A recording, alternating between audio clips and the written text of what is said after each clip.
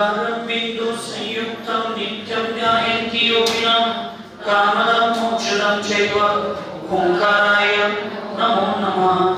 अविरल शब्दगणोगा प्रक्षालित सकल भूतलकलंका मुनिरूपासितीर्था सरस्वती रत्नोमुरितुम् अज्ञानतिमिरान्ध्यानां ज्ञानाञ्जनशलाकया चक्षुरुन्मीलितं येन तस्मै श्री गुरुवे नमः।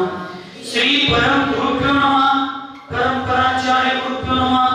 सकल कलुषविध्वंसकं श्रेयसां प्रतिवर्धकं धर्म संबंधकं भव्य जीवं मना प्रतिबोधकारकमिदं शास्त्रं श्री मूलाचार्य प्रदीप नामधेयं अस्य मूल ग्रंथकर्तार श्री सर्वज्ञ देवा स्तुत्रग्रंथकर्तार श्री गंधर्वदेवा प्रतिगंधर्वदेवा तेषां मुचुनुसारमसद्य सकल कीर्ति आचार्य विरचितं इदं शास्त्रं श्रोतार सावधानतया शृण्वन्तु। मंगलं भगवान् वीरो मंगलं गौतमो मुनि मंगलं कुन्दकुन्दार्यो जैन धर्मोऽस्तु मंगलम्। सर्वमंगलमाङ्गल्यं सर्वकल्याणकारकं प्रधानं सर्वधर्माणां जैनं जयतु शासनं वन्दे विद्यासागरं वन्दे सम्मति श्रीमन्तं मुक्तिभर्तारं वृषभं वृषनायकं धर्मतीर्थकरं ज्येष्ठं वन्दे अनन्तगुणार्णवं। ज्ञानाचार फलप्राप्ता नरः सिद्धत्रियोगिनां नत्वावशेषदा ज्ञानाचारं विश्वाग्र दीपकम्।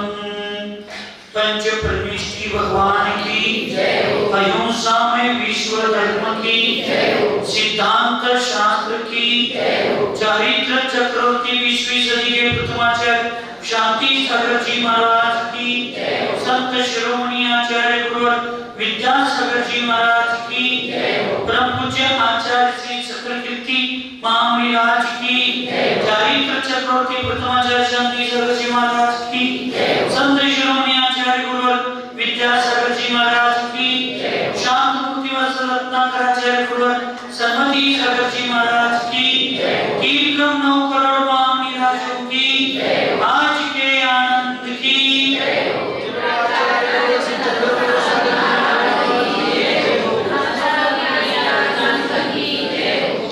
आचार्य भगवंत सकल कीर्ती महामुनिदास यांनी पूर्व चर्चेमध्ये मूलाचार प्रदीप या ग्रंथात 6व्या अधिकारात आर्द्र आणि रौद्र ध्यानाची चर्चा पूर्ण झाली होती आणि धर्म ध्यानाची चर्चा आपली सुरुवात करायची होती। मी सूचना देऊन गेलो की धर्म ध्यानाची चर्चा श्रुतमती माताजींनी वीर सागर महाराजांनी करावी कारण तो त्यांचा अधिकार होता। पण काय झालं मी मला सांगितलं शिष्य सुद्धा आता आदेशाचं पालन करत नाही तर काय करायचं हे माझ्या अंतरंग कर्माचा उदय आता तुम्ही तर काय करणार कोण तर काय करणार। आयुष्यामध्ये साधूंच्या जीवनात कोणतेही चांगलं काम नाही म्हणायची सवय असताना हे मला येत नाही हे मला करता येत नाही हे मला सांगता येत नाही आपण कधीही म्हणायचं। साधूंनी स्वाभिमानी प्रवृत्ती ठेवली पाहिजे। तुम्ही जे तुम्हाला ज्ञान नाही असं नाहीच तुम्ही गुरूंच्या मोठेपणासाठी तुम्हाला गुरूंचा आदर करण्याच्या भावनेनं तुम्ही गुरूंचा विनय करण्याच्या भावनेनं हा सांगायचा अधिकार गुरु नाही म्हणून तुम्ही केलाय मला पण सगळं माहिती आहे कारण तुम्ही तेवढी सगळी शानी आहेच आज पण आयुष्यामध्ये प्रयत्न करायला पाहिजे। आचार्यांनी मला सांगितलं होतं 2010 ला मी रक्षाबंधन हे मुकुट सप्तमी दिवशी सांगितलं होतं की तुम्ही त्यांना समाधी द्या त्या अजितमती माताजींना। मी नाही म्हणलो परत आचार्यांनी मला दीक्षेचा आदेश दिला आणि त्यावेळी आचार्यांनी एक वाक्य बोलले होते की हे तुम्हाला भविष्यात करावं लागेल, त्यामुळे आम्ही असताना तुम्ही काय करते बघू दे एकदा आणि तुम्ही ते करा. तसं आज नाही उद्या तुम्हाला गुरूंच्या मागं, आता तुम्ही काही स्वर्गात जाऊन धर्मोपदेश देणार आहे सोडा, त्यामुळे तुमचं काही फार मोठा विक्रम नाही, पण बाकीच्या माताचे महाराजे ह्या लोकांना भविष्यात धर्म प्रभावना करत असताना एक तर लोकांना उपदेश द्यायचाच आहे, पण स्वतःच्या आयुष्यात त्यातला कुठला प्रसंग जरी आला तर ते तुम्हाला कुठल्या प्रसंगाला कुठल्या विचाराला स्वीकारून मला पुढे जायला पाहिजे याच्यावर आपली श्रद्धा पाहिजे आणि ती धर्मज्ञानामध्ये येते. आणि त्या धर्मज्ञानातला पहिलं ध्यान आहे कुठलं? अज्ञानीचे धर्म. कुठलं धर्मज्ञान? आणि मी तुम्हाला कायम सांगतो, कोथळीवाल्यांना कळलं नाही ते कळलं नाही, किंवा संघातल्या लोकांना कळलं पाहिजे. चंद्रपूर सागर महाराजांची परीक्षा लेखी नसते, तोंडी नसते, कुठली असते? प्रॅक्टिकल असते. ती प्रॅक्टिकल परीक्षा तुम्ही द्यायला तयार पाहिजे. नापास व्हा पण परीक्षेला बसा. दयेचा अर्ज करून पास करू आपण. तुम्हाला मार्क कमी पडला तरी कुठल्या वर्गात ढकलू, ग्रेस पास तर करूया, नापास तर व्हा, खरं परीक्षेला बसायला कधीही खचवून जायचं. जीवनाच्या रस्त्यावर पाय घसरून पडणे म्हणजे पराभव नव्हे. उठत असताना 50 खाली पडणे म्हणजे पण पराभव नव्हे, पण पडल्यानंतर उठण्याची तयारीच नसणे हा फार मोठा पराभव असतो. हे ज्याला कळलं त्याला धर्मज्ञान म्हणतात असं सांगायचं. त्याला काय म्हणतात? म्हणजे जीवन जगत असताना किती दुःख संकट, किती अरे बोलवा आता ही वकील पत्र घेऊन आले बघ मी शाळा शिकतात. मी त्यांच्याबद्दल बोलत नाही, मी धर्मज्ञान काय आहे हे सांगा बघ की जीवनामध्ये चालत असताना कोणत्याही पद्धतीचे अडचण नाही, कसलेही संकट आलं, कसलेही उपसर्ग आलं, कसलेही परीक्षा आलं, कोण कसलीही परीक्षा घ्यायला तयार झाले तर जो धर्मज्ञानी व्यक्ती असतो त्या परीक्षेला तयार असतो. मग मला आता कुठलं पुस्तक वाचायचं आहे? अज्ञाविषय वाचायचा, काय अपायविषय वाचायचा, काय अपाकविषय वाचायचा, काय संस्थानविषय वाचायचा? मी कुठलं पुस्तक माझ्या तर कुठली परीक्षा आहे, कुठला विषय आहे, त्या विषयात मला पास व्हायचं असलं तर कुठलं पुस्तक वाचायला पाहिजे हे ज्याला शांत बुद्धीनं समीचीन विचारानं कळतं तो धर्मज्ञानी असतो असं मला सांगायचं. तुम्ही लगेच तिसरीकडेच घेऊन जाताय आता त्याला, मी तर काय करणार? आणि त्या धर्मज्ञानातला पहिलं धर्मज्ञान कुठलं आहे? त्या आत्मविषयाची व्याख्या काय?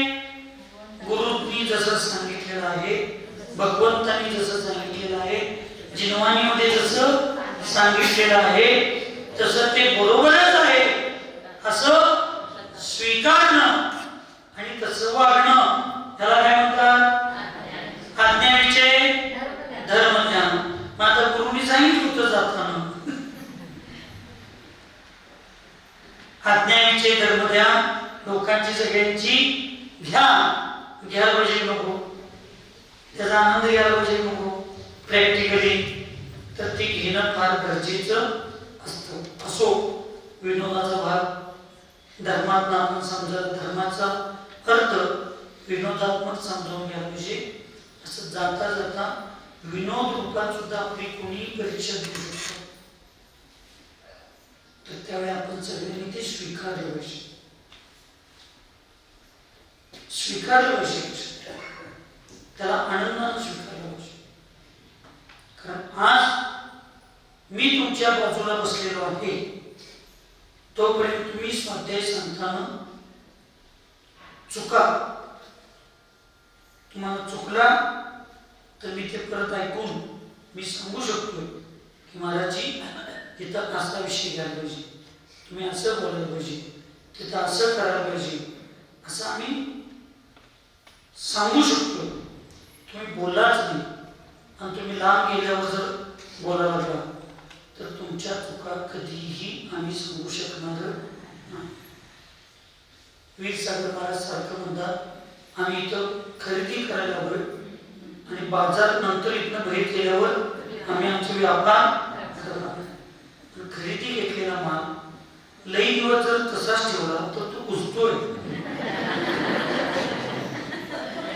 ते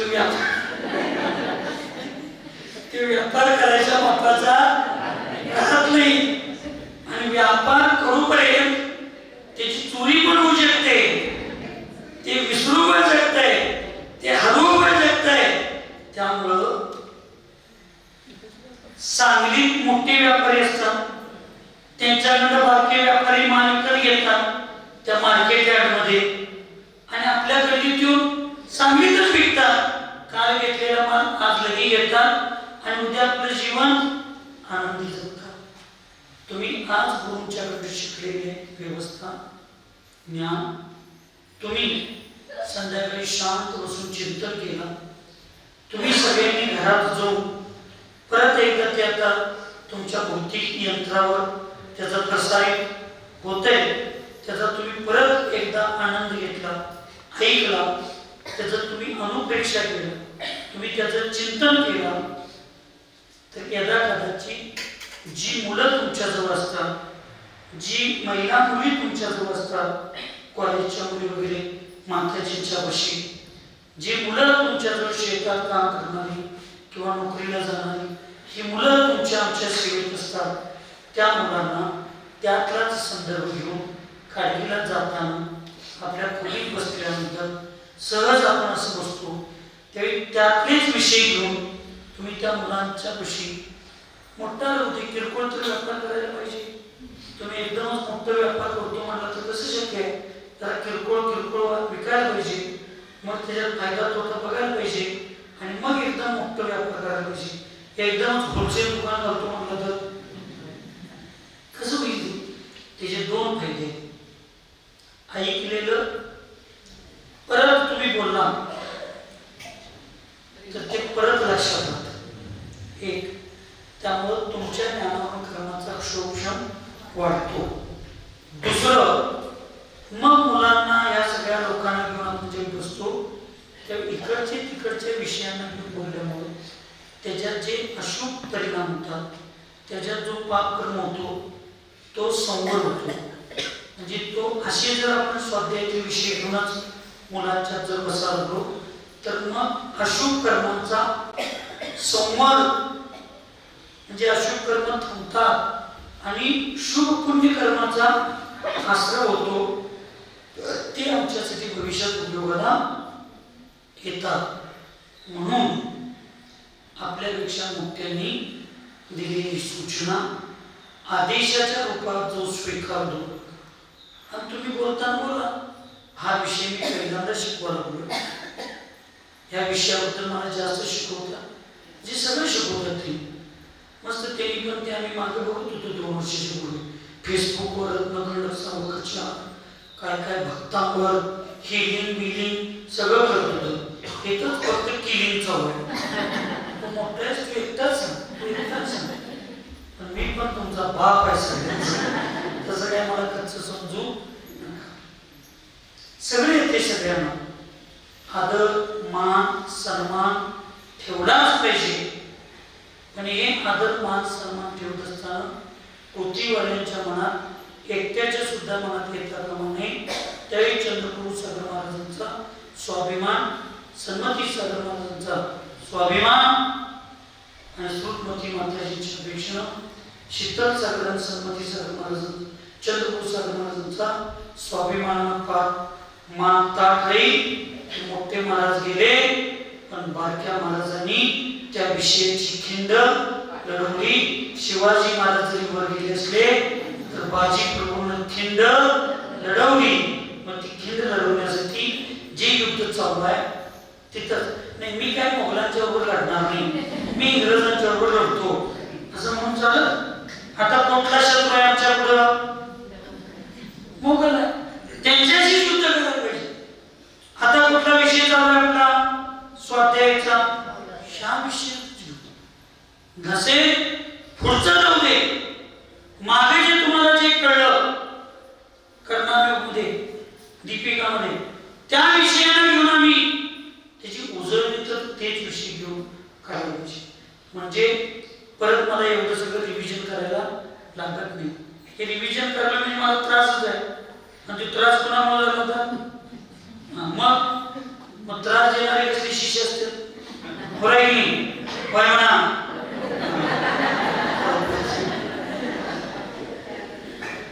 त्याला धर्मज्ञान, त्याला काय म्हणतात? हा अधिकार फक्त माझा आहे असं म्हणणारा गुरु कधीही धर्मज्ञान करू शकत नाही.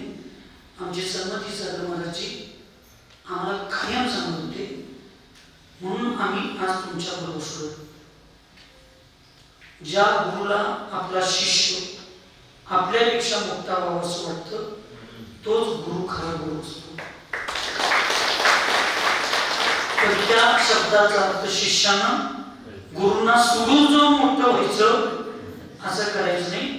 गुरुंच्या आज्ञेत आणि आदेशात राहून आचार्यशींचं मत आहे की चारित्र्यानं आणि ज्ञानानं गुरुंच्या पेक्षा मोठं होण्याची भावना शिष्यांच्या बाबतीत केली पाहिजे. म्हणून आपण करायला पाहिजे. म्हणून आता मी जवळ आहे म्हणून सरळ सागर महाराजांना सल्लेखला त्यांनी शिकावं म्हणून दिवसातून 2दा संपर्क साधून त्यांना आम्ही हिंगणगाव मध्ये ठेवून आलो. तिथं जे काय काय करतात, कसं करतात ते सगळं आम्हाला सांगतात. मग आम्ही परत इथनं त्यांना सांगतो आणि मग ती म्हणजे ती शिकतील. संधी द्यायला पाहिजे सगळ्यांना, सगळीजण ती शिकायला पाहिजे. कर्माचा आणि परिस्थितीचा घाला कधी कुणावर येईल सांगता येत नाही. लक्षात ठेवा. आम्हाला सन्मती सागर महाराजांनी प्रत्येक शिष्याला तेवढं सलाखून तयार केलं. 10 लोकांच्या सुद्धा बोलायला माहिती दिलं, 10,000 लोकांच्या सुद्धा बोलायला माहिती दिलं. त्यामुळे आमच्याकडं कसलीही माझं सांगत नाही. मग ते विद्यासागर महाराज असू दे, आचार्य शीतल सागर महाराज असू दे, सगळे साधू बारके असू दे, आमच्यापेक्षा मोठे असू दे, सगळ्यांना आचार्यशींनी संधी दिली. त्यामुळे आज आमच्या आचार्य सन्मती सागर महाराजांच्या संघातले, आचार्य विद्यासागर महाराजांच्या संघातले, हे विशुद्ध सागर महाराजांच्या संघातले साधू, अशी सगळ्यात संघातले जे ज्या गुरूंनी सगळ्यांना शिकवलं, कुठं जरी गेलं तरी भाकरीसाठी कुणाला मागायची गरज नाही. त्यांच्या बोलण्यातच भाकरी त्यांच्या मागं पडत असते. म्हणून धर्मज्ञान आपल्याला एवढं झालं पाहिजे की कसलाही कठीण प्रसंग होते, माझ्यावर जे कठीण प्रसंग उपसर्ग कर्माचे उदय आहे त्या उदयामध्ये मी कुठल्या ध्यानाचा आता अवलंबन घेतलो तर मी याच्यातनं बाहेर पडेल. रेच्या सायकली असतात, रेच्या सायकली किंवा तुमच्या गाड्या, कुठलीही गाडी कुठल्या वेळेला कुठला गेअर टाकायचा हे ज्याला कळते तो खरा ड्रायव्हर. आणि गाडी बंद पडली, आवाज दुसरा बदलला तर आवाज बदलण्याचं कारण काय म्हणून स्वतः गाडी बाजूला घेऊन 2 मिनिटात त्याला दुरुस्त करणारा खरा ड्रायव्हर असतो. नुसता गाडी पळवणारा ड्रायव्हर नसतो. ते कंपाऊंडर म्हणून डॉक्टर झाले. आज माझ्या कुठल्या कर्माचं उदय, आज मला आहारच मिळाला नाही, मग कुठल्या कर्माचं उदय? माझ्या लाभांतराय कर्माचा उदय. का लाभांतराय कर्माचा उदय झाला? तर मी कुणाला तर लाभ होताना अडवलो, अडथळा आणलो, म्हणून माझ्या कर्माचा उदय. मग माझ्या मनात श्रावकांच्या बद्दल द्वेष येईल का? ना आज माझे शिष्यच माझा ऐकत नाही, कुठल्या माझ्या कर्माचा उदय? शिकवताना मी कौन शिकवणार पण अंतर्गतले परिणाम का मी असं करणार, का झाले या भवात परभवामध्ये तू तुझ्या गुरूंचा ऐकला नसशील. तू काही ना काहीतरी गुरूंचा अविनाभाव केला, अविनयाचा भाव केला असशील म्हणून तुझे शिष्य ऐकणार. तू पूर्ववत किंवा या काळात तुझ्या मनात गुरूंना सोडून जायचे भाव केला असशील म्हणून तुझे शिष्य तुला सोडून गेले. मी माझ्या गुरूंच्या पेक्षा मोठा होऊन दाखवतो असं कधी ना कधी तर माझ्या मनामध्ये शापर्यंत तर काय झालं नाही याची 100% गॅरंटी मी देऊ शकतो. पण पूर्वभावात नक्की माझा असं भाव झाले असतील. नुसता भाव नाही, मी ती क्रिया पण केलो असेल. म्हणताना माझे काही शिष्यांना माझ्यापासून लांब जाऊन माझ्यापेक्षा मोठं व्हायचे तोडायला लागले. काय हे कर्म सिद्धांत आहे. आणि ज्यावेळी हे आमचं धर्मज्ञान विपाक विचय अपाक विचय हे धर्मज्ञान मी करेन त्यावेळेला ना आपल्या शिष्यांच्या बद्दल आपल्या मनात दुर्भाव येणार आहे, ना आपल्याबरोबर दुर्व्यवहार करणाऱ्या श्रावक श्राविकांशी आपले येणार आहे. काय नाही. तुला सोडायला कोण आलं नाही बरोबर, पण मी सुद्धा पूर्वी कधीतरी एकटे दुखते महाराज जात असते, त्यांच्यावर कोण नसतील तर माझं सुद्धा मी तिथं गाडी घेऊन जाणं माझी जबाबदारी होती. पण मी तसं गेलो नसेल आणि त्यामध्ये माझ्या कर्माचा जो बंद झाला तो कर्माचा बंद आज मी बघायला लागलोय की मी विहार करायला लागलोय. लोक बघायला तर माझ्यावर कोण विहारला आलेच नाही. हा 90% माझ्या अंतरंग कर्माच्या उदयामध्ये अंतरंग निमित्त पहिला मी आहे.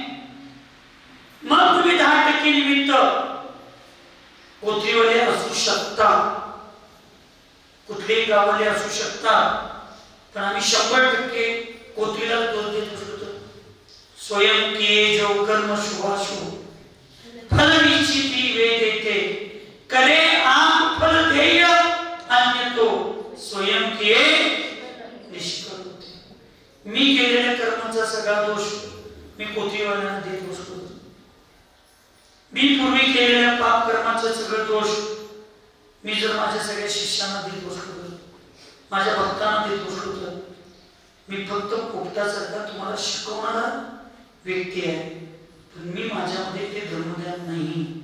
हे योग्य वेळेला योग्य चिंतन व्हायचं असेल तर आपल्याला सगळे डाव, सगळे खेळ, सगळे अनुयोग जगाला शिकवण्यासाठी जरी नसले तर स्वतःला समजण्यासाठी तरी आपल्याकडनं असणं गरजेचं आहे. त्यामुळे काही वेळेला आपण आपल्या मानसिकतेत पक्का असतो की हे माझं बरोबर आहे, हे माझं बरोबर आहे. आणि तुमचं बरोबर किती आहे ते तुम्ही तुमच्यापेक्षा मोठ्या लोकांच्या पुढे जर तुम्ही नाही म्हणता तर तुमचं बरोबर काय त्याचा निर्णय तुम्ही करू शकणार नाही. आणि मग चुकीलाच बरोबर म्हणून भविष्यात चांगले असताना सुद्धा आपल्या मनातून आपल्या मुखातून चुकीचे शब्दाचा प्रचार, ज्ञानाचा प्रचार होऊ शकतो. म्हणून कधी कधी समोरच्या गुरूंच्या समोर, आपल्यापेक्षा मोठ्यांच्या समोर आपल्या शंका समाधान घेऊन जावावं किंवा त्यांच्या सूचनेप्रमाणे आपण आपलं वक्तव्य, आपलं मत मांडावं. त्याला संगोष्ठी म्हणतात. शास्त्राची संगोष्ठी असते त्याला काय एकट्यानंच बोलायचं असते. संगोष्ठीमध्ये सगळ्यांनी आपलं मत मांडायचं असते आणि आपल्याला ही संगोष्ठी रूपात चातुर्मास करायचं आहे. म्हणून दर्शनामध्ये आपण बाहेरचा एकही वक्ता याविषयी बोलवायचा नाही. आता तुम्ही 2 महिन्यात काय शिकला, त्याच्या अगोदर तुम्ही काय काय स्वाध्याय केला, हे सगळं तुमचं मत मांडायला तुम्हाला स्थान असलं पाहिजे. नसेल तर नुसता आहार घेताना असं जोरात करून चालणार नाही. ते जर गॅस बाहेर नाही झाला तर अर्धी भाकरी जास्त बसणार नाही. तिथं आवाज एवढा मोठा येतोय, कुठल्याच्या हातातली तातली आता फडक्या का चुकून म्हणताना मी म्हणतोय सलामचं घर असं तिथं जाऊ तुम्ही, कवळाचं असं तिथं जाऊ नका. कवळं उठली तर काय करायची. जसं ते गॅस पास होणं म्हणजे एक अर्धी भाकरी आणखी पोटात जाऊन त्याला पचवण्याची पद्धत निर्माण करणं आहे. तसे शिकलेलं ज्ञान बाहेर काढणं म्हणजे आपल्याला आणखी ज्ञान मिळवण्याची क्षमता निर्माण होते. असो धर्म ध्यान का स्वरूप और उसके बाह्य अभ्यंतर भेदों का लक्षण. बाह्याध्यात्मिक भेदेन धर्म ध्यानमपि द्विधा दृढव्रत सदाचार तत्वचिंतादि लक्षणम् मनोवाक्कायनि स्पन्दम् बाह्यं व्यक्तं सतां भुवि आध्यात्मिक स्वसंवेद्य मंत्रशुद्धीकरं परम् बाह्याध्यात्मिक भेदेन धर्मध्यानमपि द्विधा दृढव्रत सदाचार तत्त्वचिन्तादि लक्षणम् मनोवाक्कायनि स्पन्दम् बाह्यं व्यक्तं सतां भुवि आध्यात्मिक स्वसंवेद्य मंत्रशुद्धीकरं परम्. बाह्य आध्यात्मिक भेदेन धर्म ध्यानम अपि द्विधा. बाह्य आणि आध्यात्मिक भेदाच्या रूपानं धर्मध्यान किती प्रकारचं आहे? दोन प्रकारचं, दोन भेद धर्मध्यानाचे आहे. दृढ व्रत सदाचार तत्व चिंतन आदी लक्षण. या धर्मध्यानाचं लक्षण काय आहे? दृढ व्रत, आपण घेतलेल्या व्रतामध्ये नियमामध्ये दृढ असणं आणि काय सांगितलं? सदाचार, आचरण, चांगलं आचरण, सदाचाराचं पालन करणं आणि तत्वचिंतन, तत्वाचं चिंतन करणं हे काय आहे? धर्मध्यानाचं लक्षण आहे. आणि मनोवाक्कायनि स्पंदम बाह्यं व्यक्तं सतां भुवि आध्यात्मिक स्वसंवेद्य मंत्रशुद्धीकरण परम्. मनाने, वचनाने आणि कायेच्या स्पंदम, स्पंदन म्हणजे काय? याच्या ज्या क्रिया असतात या क्रियेच्या माध्यमातून बाह्य व्यक्तं सतां, जे बाहेर दिसतं, प्रकट होतं, लोकांना किंवा स्वतःला दिसतं, प्रकट होतं, ते बाह्य लक्षण समजून घ्यायचं, बाह्य अंतर्भेद. आणि आध्यात्मिक आहे?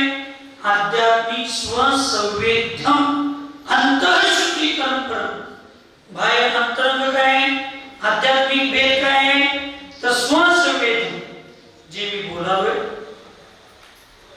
जे मी विचार करावे, जी मी क्रिया करावे, त्याचा अंतरंगाला शुद्धी करून, मनाची शुद्धी करून मी ते स्वीकारलोय का?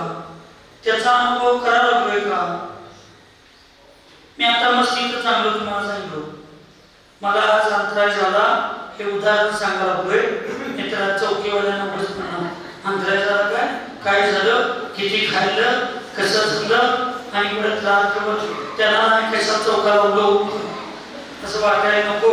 मस्त खाऊन गेलाय उरून आणि अंतराय झालं असं कसं म्हणा, असं बाईसाठी म्हणायचं.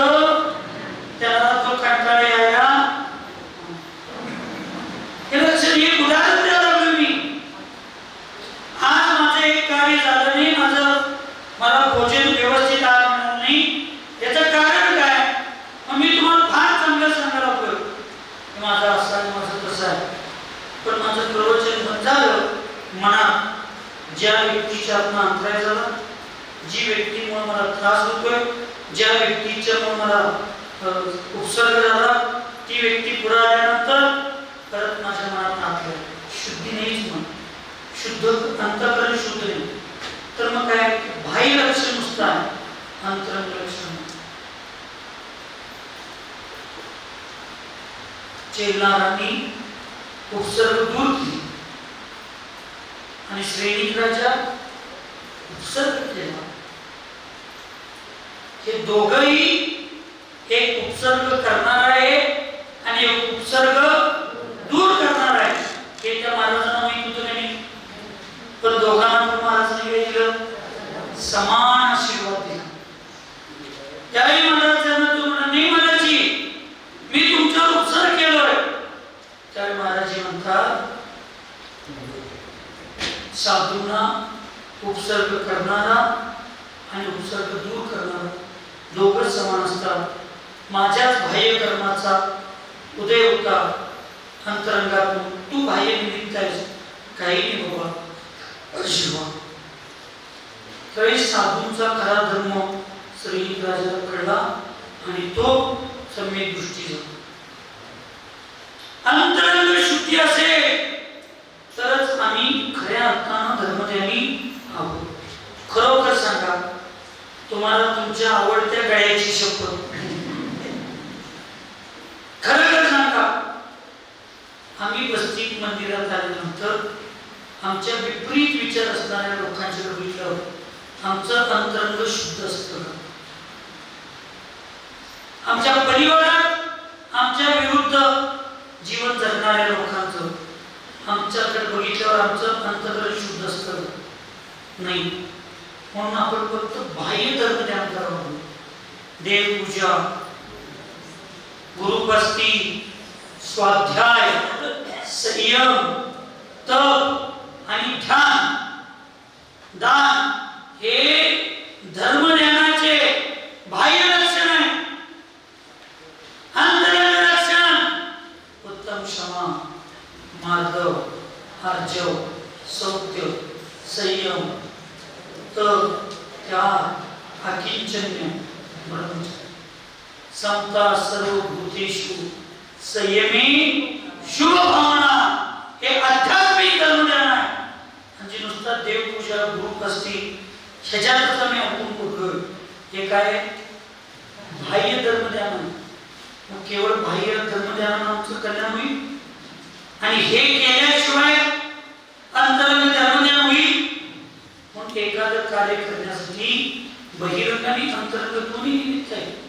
म्हणून नुसता क्रियाकांडाचा निषेध करणाऱ्या लोकांच्या गत नुसता पंख्याखाली बसून शुद्ध बुद्ध म्हणत बसायचं नाही आणि नुसता क्रियाकांडाचाच धर्म म्हणून अध्यात्माचा विचार न करता कशाय क्रोध ईर्ष्या मत्सर करून गुरूंच्या अंगावर बुद्धीवर फुलं उधळणं, भगवंत झाकूपर्यंत फुलं उधळणं ह्याला धर्मज्ञान म्हणून नुसता बाह्य क्रियेमध्ये सुद्धा अडकायचं नाही. आम्हाला पक्षाचा डोळा पण फुटला पाहिजे, पक्षी पण तुटला नसला पाहिजे, शेजारच्या पक्ष्यांच्या घरट्याला धक्का पण लागला नसला पाहिजे आणि खालच्या बारक्या मुंग्या मेल्या सुद्धा नसल्या पाहिजे. असा विचार करून जो शत्रूवर आपलं लक्ष भेदण्याचं कार्य करतो त्याला धर्मज्ञान म्हणतात. आणि हे पांडवांच्याकडे लक्ष होतं. हे कुणाकडे लक्ष होतं? पांडवांच्याकडे. मला माझ्या भगवंतांची पूजा करायची आहे पण दुसऱ्याला त्रास होणार नाही त्याचंही मला लक्ष द्यायचं.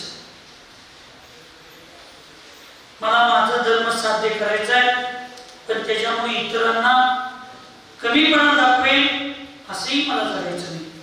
मला जगायचं आहे, माझंही धर्म साध्य करायचं आहे आणि इतरांना पुन्हा त्रास होणार नाही आणि इतरांच्या बाबतीत माझ्या मनात करुषता सिद्ध म्हणजे येणार नाही, मनात तसे परिणाम होणार नाही. अशा पद्धतीनं बहिरंग क्रिया करणं मन वचन काय पूर्वक त्याला बहिरंग धर्मज्ञान म्हणतात.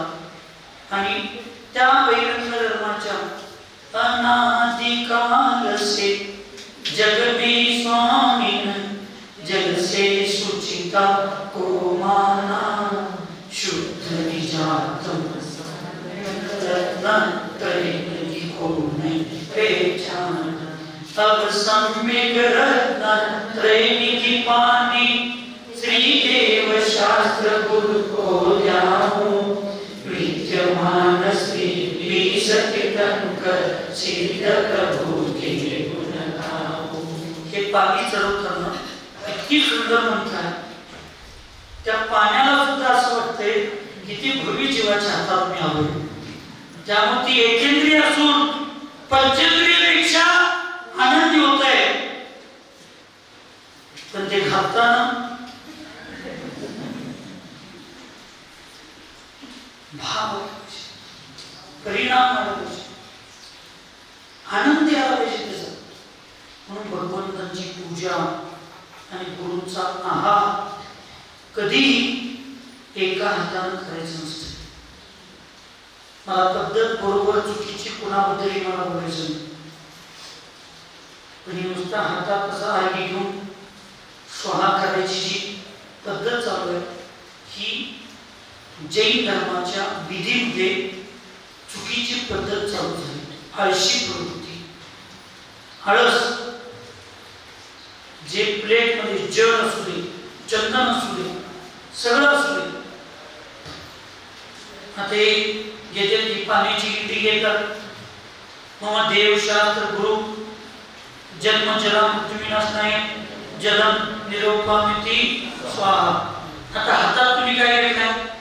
पूर्ण इंडी घेतला.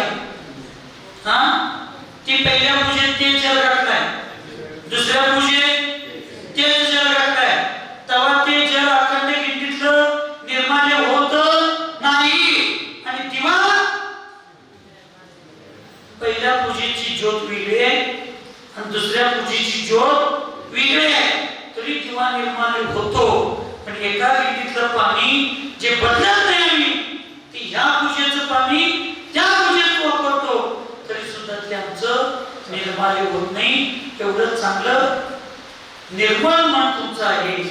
काय करायचं त्या धर्माला? वाईट वाटलं तर वाटत, पण मी या गादीवर बसताना जशी माझी चूक मी अंतर्गत स्वीकार करतोय ना, तसं शास्त्र पण चूक आहे त्याला स्वीकारच पाहिजे. म्हणून कुठलेही द्रव्य हाताने द्यायचं नसतं. चौक्यात काय म्हणताय?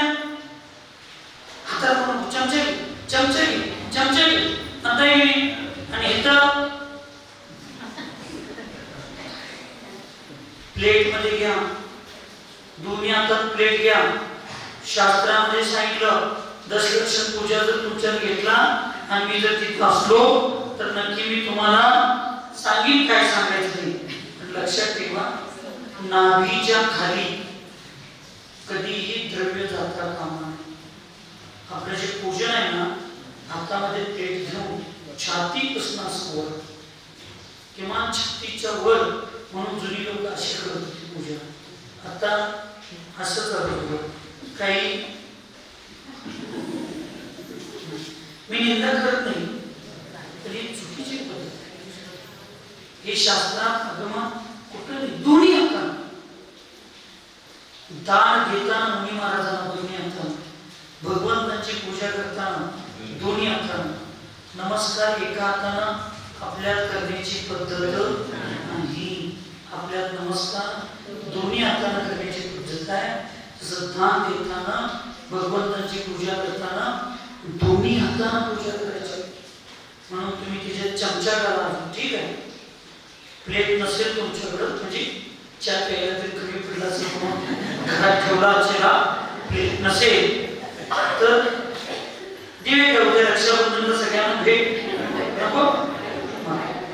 चमचा प्लेट नसेल तर चमचा तर ठेवा, आणि तेवढंच एक चमचा भरून घ्या. जन्मशला मुक्ती विनाशनाय जलम निरोपामिती म्हणा. पण अखंड गिंडी घेऊन कसं आपण बोलतो? त्या हातात जेव्हा मी मंत्र म्हणाला तेव्हा गिंडी हातात आहे. मग असं करा, सगळं ताट उचलायचं आणि ठेवायचं, परत ठेवायचं. त्यातलं द्रव्य घेतलं तर चालतंय. मग अखंड गिंडी घेऊन जन्मशला मृत्यू विनाश नाही म्हणायला लागलाय आणि परत ठेवलाय. आता ते गिंडीतलं सगळं पाणी काय झालं? आणि मग दुसऱ्या पूजेला चालतंय. ती ज्योती त्या दिव्यातली ज्योती म्हणतो का त्यांची नव्हतं, ते दिव्यात लावलेली जी ज्योती असते, ज्योत असते, ती पहिल्या पूजेच्या वेळेला तीच आहे, दुसऱ्या पूजेला तीच असते. तूप तेच असतं, वाण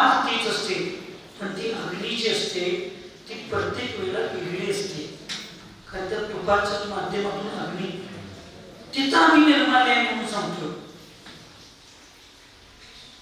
आणि इथं कसं निर्माल्य नाही म्हणून कुठलंही काम करताना आपण अगदी निर्मळ शुद्ध अंतःकरणाने पूजा केली पाहिजे. मनामध्ये भाव चांगले पाहिजे, विचार चांगले पाहिजे. बघू नका गडाकडे पोहोच चालू तुम्ही भिच्चीला सर्दी म्हणून मी 2 मिनिटं वेळ करतोय. आता पोच थांबा लागलाय, मी पण हळूहळू थांबणार आहे, काळजी करू नका. तसं सोडलं तर भेट पण जात नाही सा, इथंच गप्पा मारत बसतायचा, आमची पण दुसरी चर्चा होत नाही म्हणून मी सांगणार. मग आम्ही एवढ्या चांगल्या मनानं भगवंताची पूजा करतो. जिसको अपना माना उनसे ही. हॅलो कोण थांबलो 5 मिनिटं झालो थांब. आताच्या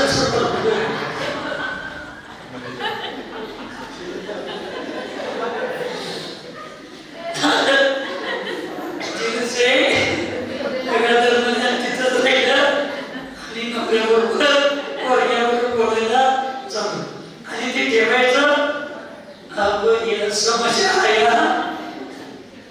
काय.